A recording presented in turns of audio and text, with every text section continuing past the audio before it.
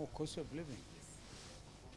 Well, we made quite some good progress, not just on the question of cost of living, but on a number of the issues, the 5 agenda items and other issues that Kenyans raised.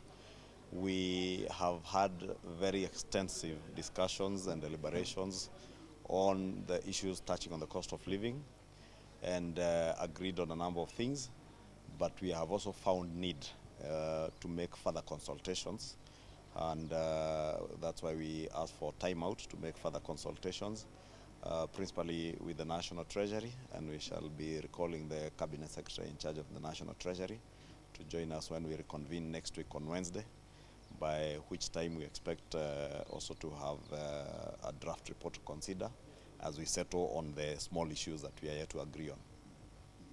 What is this food development bank?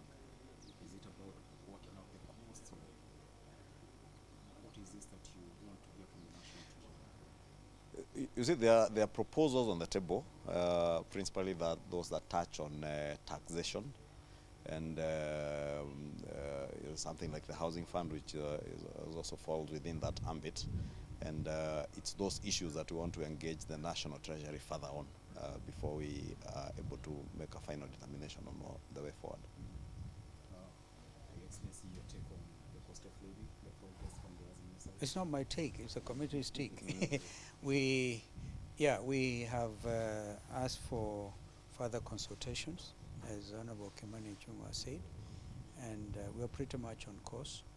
It is important that we hear from Treasury, and that is where they should help us crack that issue, because at the end of the day, they are the ones who collect the revenue, they are the ones who dispense, of course, service government programs, and so at this time we all know the country is crying out for help.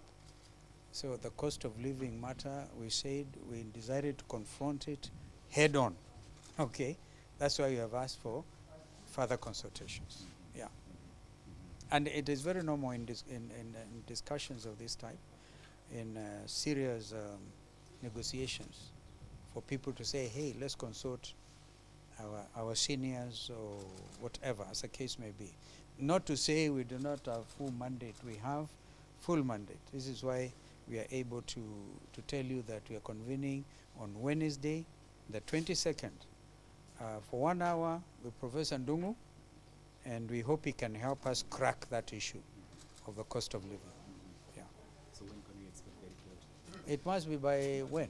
By About 26th, yeah. the committee has a timeline of up to the 26th. So by the end of next week, we should have finished with our report. But just to give comfort to the country that progress we have made and the need for further consultations is on the basis that we want to make recommendations, especially on the matter of the cost of living, some that are immediate, others that are medium term, and some that are far-reaching long-term interventions, both the administrative, policy, and legislative. And therefore, that's why we are not able to resolve these issues immediately.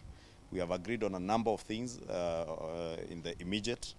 There are some we have agreed on the medium term, some on the long term, but also cutting across the immediate, medium term, and long term. There are some that we need further consultations. Yeah.